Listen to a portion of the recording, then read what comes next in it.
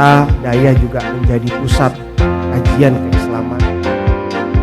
Saya mengucapkan Bismillahirrahmanirrahim. Kegiatan Lokakarya memperkuat peran Daya dalam pemenuhan perlindungan anak di Aceh dengan resmi kami nyatakan